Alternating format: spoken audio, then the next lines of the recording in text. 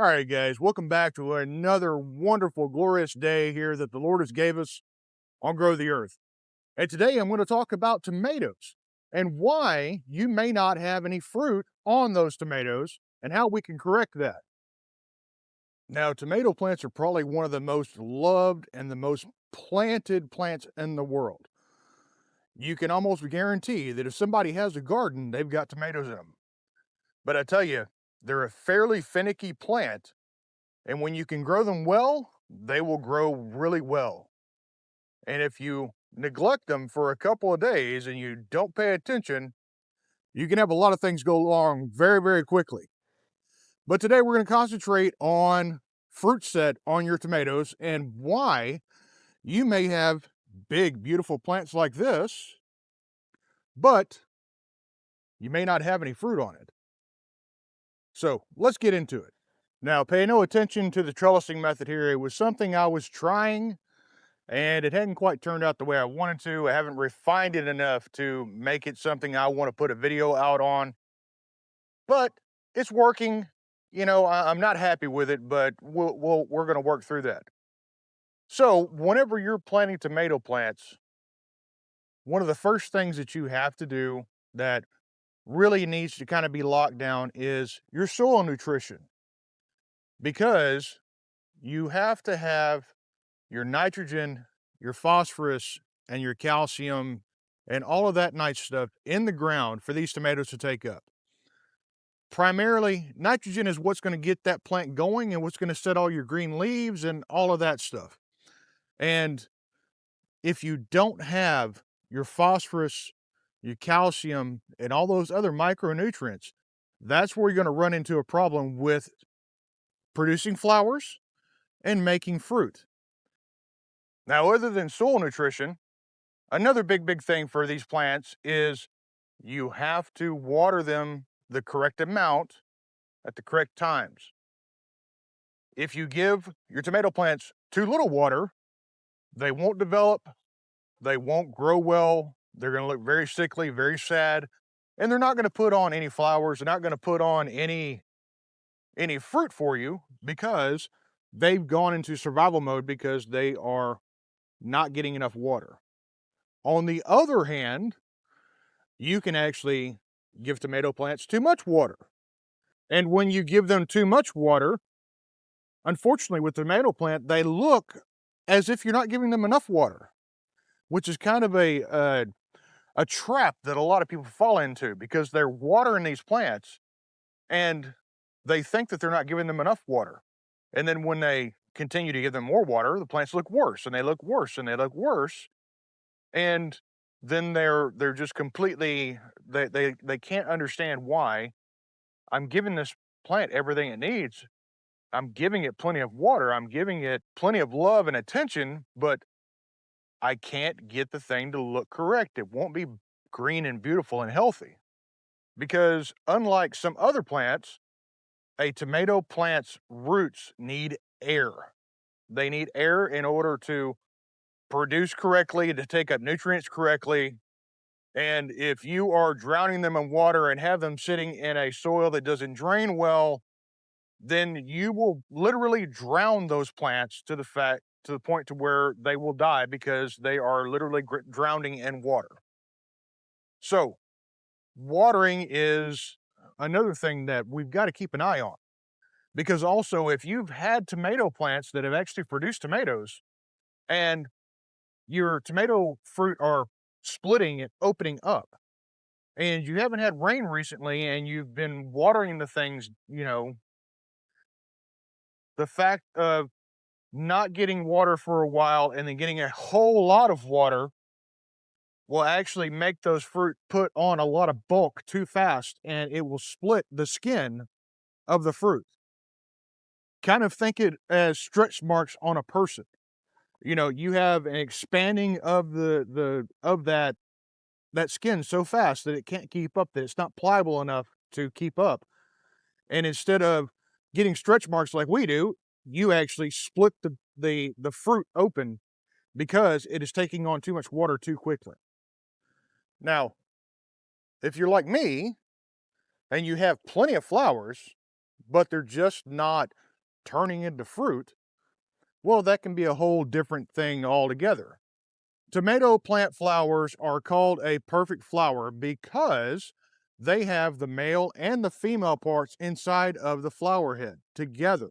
They're often referred to as a closed pollinated plant or a wind pollinated plant.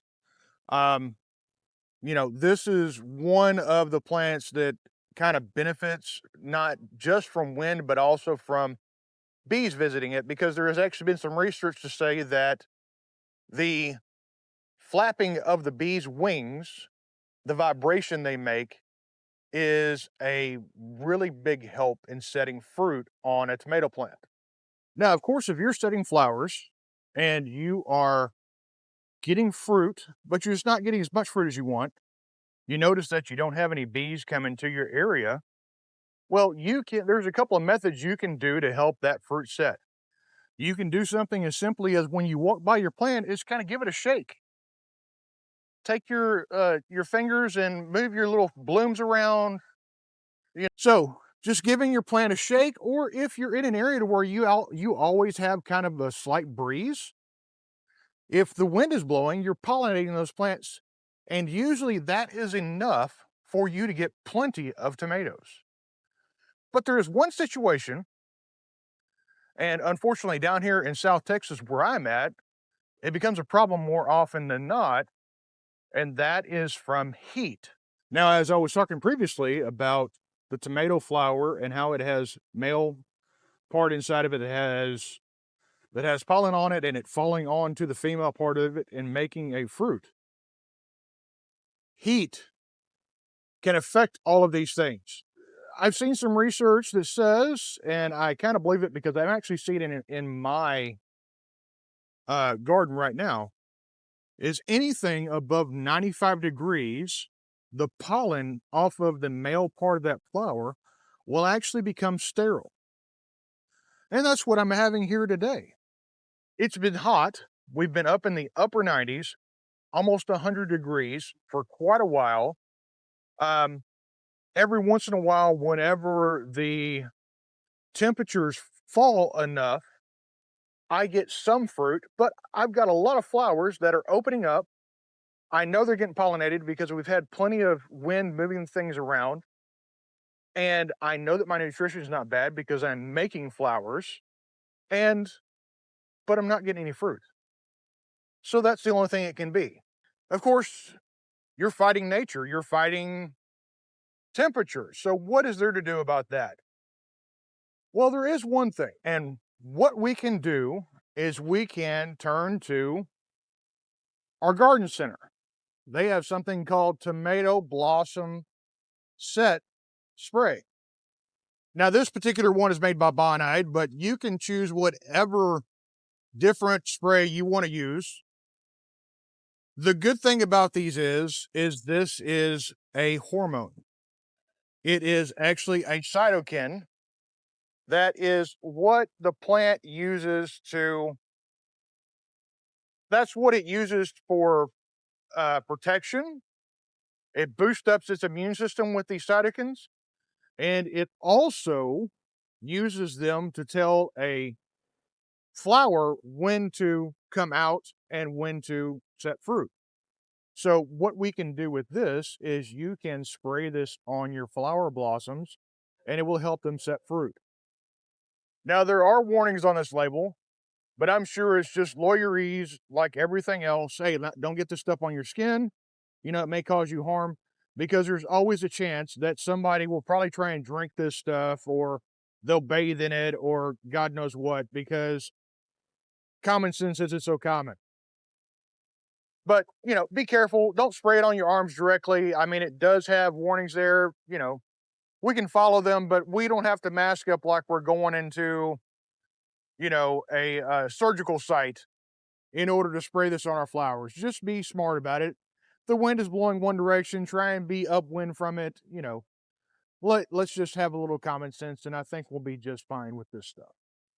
Now, I've done my research on this stuff because I am very much about, you know, doing organic, not putting anything on my plants that can harm bees, you know, all of these nice things to not only to grow my vegetables and grow them well, but also not to do any harm to nature, to my garden beds, to possibly anything, any animal that may come in, all that nice stuff.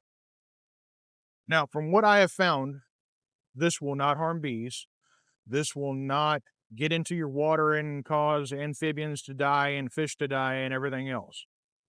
From what I can understand, this is approved for organic gardening, um, which unfortunately it kind of doesn't say a whole lot because there's a lot of things that are approved for like your big corporation organic gardening that I wouldn't personally put on my plants, but that's government, go figure. But this is what a lot of your farmers will spray on their crops to make sure that they produce enough tomatoes to make it worthwhile for them to farm. Unfortunately, in this country, farms are going by the wayside. We're losing our land that grows our food, and it is going to commercial developers who are making golf courses and home sites and neighborhoods and all of these things. But we're losing our farmland and we're losing our ability to grow food. Sorry, little side note there, a little sidetrack, but anything, it's an important thing to talk about. And I'll leave a link to this down in the comment section, and I'll actually put right up here, I'll put a link so you can go and buy your own if that's what you want to do. Now, here are some beautiful tomato flowers. And unfortunately, this plant, I've only got a couple of flowers on it because it's been so dang hot. So what we're going to do is we are going to take this spray and we are just going to spray all of these flowers really good. Now I may be using too much, but hey, we want to make sure we're setting our tomatoes because guys, I'm getting tired of not having my tomatoes on here because they keep dying. Um, so you're going to spray that pretty vigorously because unfortunately they end up looking like this to where the thing just dies and there is no tomatoes that come out on that. And as you can see here, there's big old clusters of flowers, but no tomatoes. We're gonna go through here and spray all these guys really good too. Now I don't have to worry because we have like zero wind this morning. So I'm not worried about this stuff getting on me. So guys, if you have found this video to be good and it helped you out, hit that like button, hit that subscribe button, and let's get you back here so that you can learn something more and uh something that may help you even more in your garden. I always appreciate you guys showing up. Use one of these, figure out why you're not getting tomatoes on your plants. Is it my nutrition? Is it my watering? Is it the fact that I don't have enough wind? Or is it something like this to where what I'm having is to where it's too dang hot and they won't make fruit because it is actually sterilizing the pollen. So again, guys, I ask you to like, subscribe, comment, all that nice thing, all what the YouTubers put down there for the algorithm to help them spread their word. If you think there's something I missed or you think there's some other technique that I can use to get more tomatoes on my plants, then reach out in that comment section and tell me. Believe me, I am not afraid to tell you guys that I don't know everything. I am constantly reminded gardening every day that there's something I don't know, there's something more I can learn, and there's something that I can gather information from other sources all the time. All the research you can do, you're going to find something you didn't know or something that you may need to know to understand better why you're having an issue in your garden. And as always, I ask you to pray over your family, pray over your garden, and have a great day.